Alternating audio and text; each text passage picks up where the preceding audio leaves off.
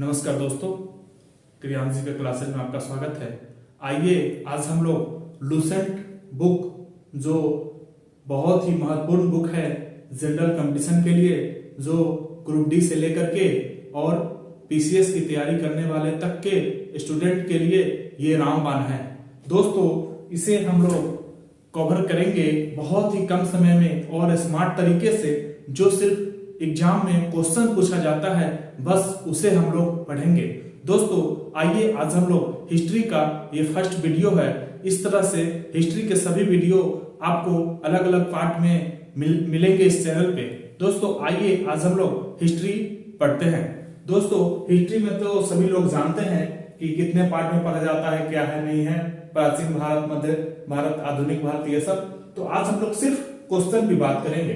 दोस्तों क्वेश्चन आता है सबसे पहला, वेद कितने हैं? तो वेद 4 है। वेद की रचना किसने किया था? तो वेद व्यास ने। वेद की रचना किसने किया था? वेद व्यास। वेद की रचना किसने किया था? वेद व्यास। वेद कितने हैं? 4, ऋग्वेद, यजुर्वेद, सामवेद, अथर्ववेद।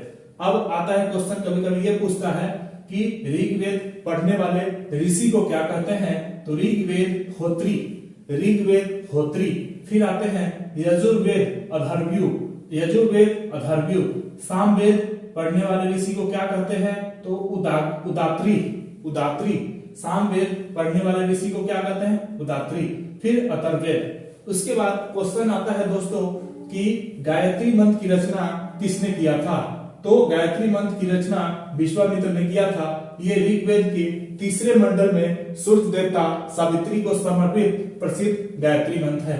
उसके बाद दोस्तों क्वेश्चन आता है कि मंत्र एवं बलि का प्रयोग किस वेद में किया गया है? तो मंत्र एवं बलि यजुर्वेद में किया गया है। जो कभी कभी ये पूछता है कि कौन सा वेद गद्य एवं पद दोनों में है? तो यजुर्वेद। गद्य एवं पद में दोनों कौन है? तो यजुर्वेद। उसके बाद आता है संगीत। संगीत किस वेद से संबंधित है? तो संगीत सामवेद। स से संगीत, स से सामवेद, स से संगीत सामवेद। उसके बाद मंत्र एवं जादू टोना का अथर्ववेद में उल्लेख मिलता है। उसके बाद दोस्तों क्वेश्चन बनता है जातक।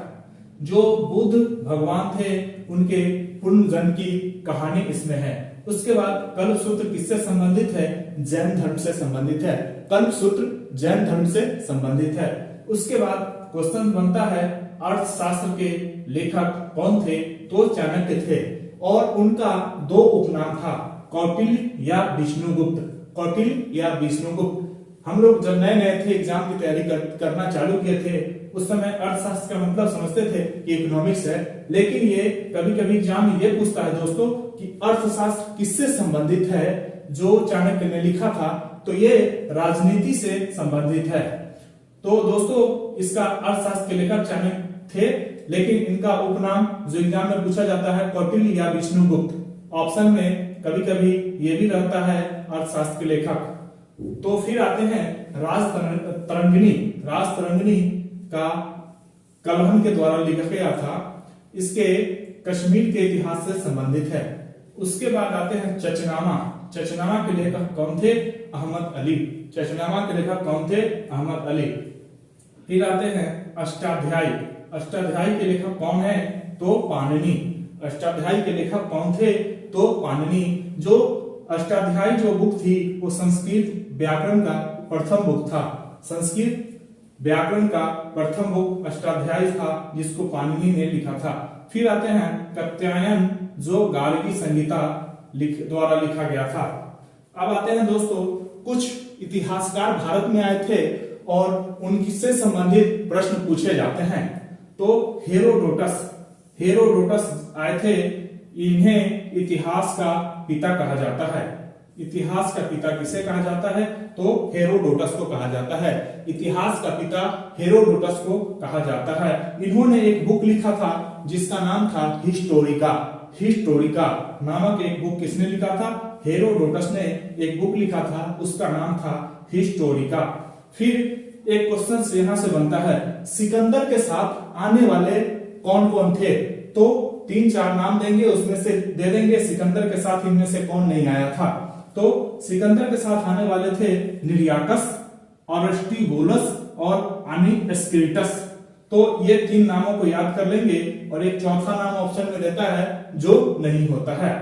फिर मेगास्थनीज जो एग्जाम में पूछता है किसके दरबार में आए थे, चंद्रगुप्त मौर्य के दरबार में आए थे, जो सेल्यूकस निकेटर का राजदूत था। तो मेगास्थनीज किसके दरबार में आए थे, चंद्रगुप्त मौर्य के दरबार में आए थे।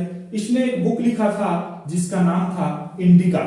इन्होंने एक बुक लिखा था जिसका नाम था इंडिका। तो मेगास्थनीज ने इंडिका बुक लिखा था, बराबर। उसके बाद डायमेकस बिंदुसार के दरबार में आया था। डायमेकस किसके दरबार में आया था, तो बिंदुसार के दरबार में आया था। फिर एक और लेखक हैं टॉलमी, जो आए थे और भारत का भूगोल नामक एक बुक लिख कर गए थे। टॉलमी भारत का भूगोल, टॉलमी भारत का भूगोल। फिर आते हैं एक और बुक है नेचुरल हिस्ट्री, जिसे प्लिपनी ने लिखा था। नेचुरल हिस्ट्री इसे प्लिपनी ने लिखा था। फिर आते हैं दोस्तों चीन के कुछ लेखक थे जो भारत आए थे। तो इसका एक ट्रिक है, फांसी हुई। जैसे कभी कभी ये पूछ देता है कि इनमें से कौन थे या क्रम वाइज में सजाए जो भारत में चीनी यात्री आए थे। तो इसके लिए ट्रिक है फांसी हुई, फाहियान, संयुगन, ह्वेनसांग और इतिसन। तो इसमें से 2 नाम है जो फेमस है और इन्हें हम लोग पढ़ेंगे। फाहियान जो चंद्रगुप्त द्वितीय के दरबार में आया था, फाहियान चंद्रगुप्त द्वितीय के दरबार में आया था। उसके बाद एक और पढ़ेंगे ह्वेनसांग जो हर्षवर्धन के दरबार में आए थे और 15 वर्ष तक रुके भी थे। ये क्वेश्चन बहुत बार पूछा गया है दोस्तों। ह्वेनसांग हर्षवर्धन के दरबार में आए थे और 15 वर्ष तक रुके थे। इन्होंने एक बुक लिखा था सी यू। तो दोस्तों फिर एक अरबी है, लेखक हैं जिनका हम लोग देखते हैं, अरबी अलबरूनी गजनबी के दरबार में आए थे। अलबरूनी गजनबी के दरबार में आए थे। उन्होंने अरबी में एक बुक लिखा था किताब उल हिंद तहरीक ए हिंद, जिसे हिंदी में भारत की खोज के नाम से भी जानते हैं। दोस्तों क्वेश्चन ये पूछता है अलबरूनी किसके साथ आए थे, तो अलबरूनी गजनबी के साथ आए थे। फिर इब्न बतूता जिनका बुक है रेहला किसने लिखा था, तो इब्न बतूता ने रेहला लिखा था। और ये किसके दरबार में आए थे, ये कई बार पूछा गया है। तो हम मोहम्मद बिन तुगलक, इब्न बतूता किसके दरबार में आए थे, मोहम्मद बिन तुगलक। फिर एक और यात्री हैं मार्को पोलो, जो पांड्य देश की यात्रा पे आए थे। मार्को पोलो जो पांड्य देश की यात्रा पे आए थे। फिर आते हैं नेक्स्ट क्वेश्चन जो बनता है एग्जाम के लिए, भारतीय पुरातत्व के पितामह किन्हें कहा जाता है, एलेक्जेंडर कर्निघन को कहा जाता है। एलेक्जेंडर कर्निघन को कहा जाता है। फिर दोस्तों एक और क्वेश्चन बनता है, सर्वप्रथम भारतवर्ष का वर्णन कहां पे मिलता है, तो हाथी गुफा अभिलेख में। सर्वप्रथम भारतवर्ष का वर्णन कहां पे मिलता है, किस अभिलेख में, तो हाथी गुफा अभिलेख में। फिर एक और क्वेश्चन पूछा जाता है, सती प्रथा का सर्वप्रथम किस अभिलेख में मिलता है, एरन अभिलेख। शासक कौन थे, भानुगुप्त। फिर समुद्रगुप्त को ऐसा अनुमान लगाया जाता है कि वो संगीत प्रेमी थे, क्योंकि उनका एक चित्र सिक्के पे जरा हुआ एक चित्र आया था जिसमें वो बीना बजा रहे थे। इससे अनुमान लगाया जाता है कि समुद्रगुप्त संगीत प्रेमी थे। फिर एक और क्वेश्चन जो एग्जाम के दृष्टिकोण से महत्वपूर्ण है, अभिलेखों का अध्ययन किसे कहा जाता है, तो अभिलेखों का अध्ययन एपिग्राफी को कहा जाता है। अभिलेखों का अध्ययन एपिग्राफी को कहा जाता है। उसके बाद दोस्तों कुछ अभिलेख है जो महत्वपूर्ण है एग्जाम के दृष्टिकोण से, उसको देखते हैं।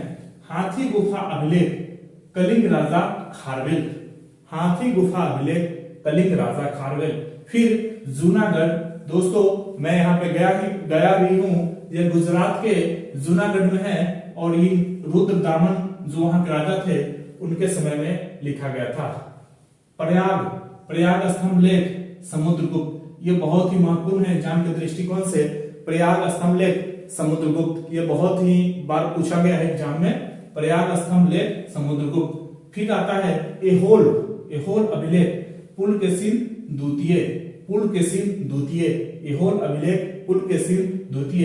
फिर ग्वालियर, ग्वालियर अभिलेख प्रतिहार नरेश घोष, प्रतिहार नरेश घोष। उसके बाद मंदिर की शैली से एक क्वेश्चन पूछे जाते हैं कभी कभी, उत्तर भारत में किस शैली के मंदिर पाए जाते हैं? उत्तर भारत में नागर शैली, उत्तर भारत में नागर शैली, उत्तर भारत में नागर शैली। दक्षिण में द्रविड़, दक्षिण में द्रविड़।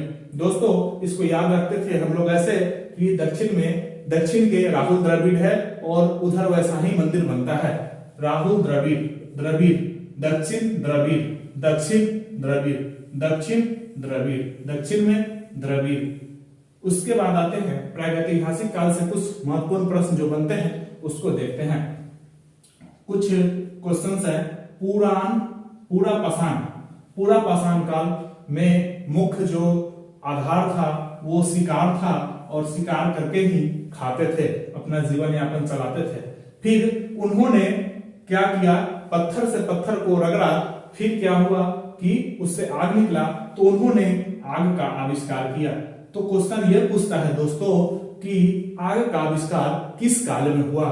तो आग अगर लगता है दोस्तों तो पूरा जल जाता है, आग लगता है दोस्तों तो पूरा जल जाता है। तो इसको इसी कॉन्सेप्ट पे याद रखेंगे कि आग पूरा, आग पूरा। आग का आविष्कार कब हुआ? तो पूरा पाषाण काल में, बराबर। उसके बाद दोस्तों देखते हैं नव पाषाण काल, नव पाषाण काल। नव पाषाण काल में मनुष्य का जो था अस्थायी प्रवृत्ति जो उन्होंने अपनाया और एक जगह रहने के लिए व्यवस्थित ढंग से फिर धीरे धीरे साधन को जुटाने लगे। उन्होंने सबसे पहले कुत्ता को पालतू बनाया था, कुत्ता को पालतू बनाया था। उसके बाद क्वेश्चन यह पूछता है दोस्तों कि पहिए का आविष्कार किस काल में हुआ था? तो पहिया हमेशा बाइक में नया चाहिए, पहिया हमेशा बाइक में नया रहता है तो बहुत ही अच्छा चलता है और पंचर होने का डर नहीं रहता है। तो पहिया नया, पहिया नया। उसके बाद कृषि, कृषि हमेशा, कृषि में नए नए चीज हमेशा खेत में लगाए जाते हैं, कृषि में हमेशा चेंज होते रहता है, नए नए चीज लगा रहते हैं। तो पहिया नया और कृषि नया। तो पहिए का आविष्कार नवपाषाण काल में, कृषि का आविष्कार नवपाषाण काल में।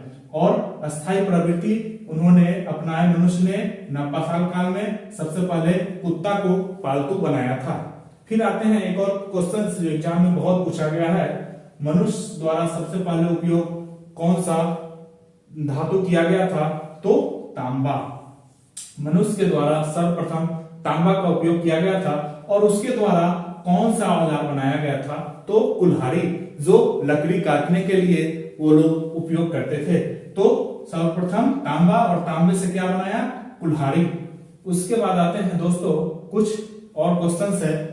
सर्वप्रथम फसल जो गेहूं या जौ रहता है, दोनों में से कोई एक ऑप्शन में रहेगा, गेहूं या जौ। उसके बाद कृषि का प्रथम उदाहरण कहां से मिला था? तो कृषि का प्रथम उदाहरण मेहरगढ़ से मिला था, कृषि का प्रथम उदाहरण मेहरगढ़ से मिला था। फिर आते हैं दोस्तों, पहले जो थे पूर्व प्रस्तर युग के लोग, वो औजार अधिकतर जो था वो किससे बनाते थे? तो स्फटिक, स्फटिक ऑप्शन में रहेगा या पत्थर, स्फटिक। तो पत्थर का औजार बनाते थे। उसके बाद दोस्तों प्राचीन नगर जो थे सबसे, वो कौन था? मोहनजोदड़ो। प्राचीन नगर, सबसे प्राचीन नगर मोहनजोदड़ो, जिसे मृतकों का टीला भी कहा जाता है। फिर एक दो क्वेश्चंस और बनते हैं, जीवाश्म का प्रमाण कहां से मिलता है? तो शिवालक की पहाड़ी, शिवालक की पहाड़ी। जीवाश्म का प्रमाण सर्वप्रथम कहां मिलता है? तो शिवालक की पहाड़ी, शिवालक की पहाड़ी। फिर मनुष्य संबंधी प्रथम प्रमाण कहां से मिलता है? तो नर्मदा घाटी, नर्मदा घाटी से। मनुष्य संबंधी प्रथम प्रमाण भारत में कहां से मिलता है? तो नर्मदा घाटी। दोस्तों तो आप इस वीडियो को 1 से 2 बार देखेंगे, आपको ये कंफर्म हो जाएगा और एग्जाम में आपको ये आसानी से सॉल्व हो जाएंगे। दोस्तों इस टाइप से लुसेंट से हिस्ट्री के जो भी टॉपिक बनते हैं उस पर जो भी अच्छा टॉपिक होगा सभी टॉपिक पे आपको वीडियो उपलब्ध कराया जाएगा इसी टाइप से, जो सिर्फ एग्जाम के लिए महत्वपूर्ण होंगे। दोस्तों अगर अच्छा लगा हो वीडियो तो लाइक सब्सक्राइब शेयर जरूर करें। दोस्तों इस टाइप के वीडियो आगे जो भी है ये पार्ट फर्स्ट है और फिर आगे भी अपलोड इस चैनल पे होते रहेंगे, आप प्लेलिस्ट में देख सकते हैं। दोस्तों थैंक यू, जय हिंद।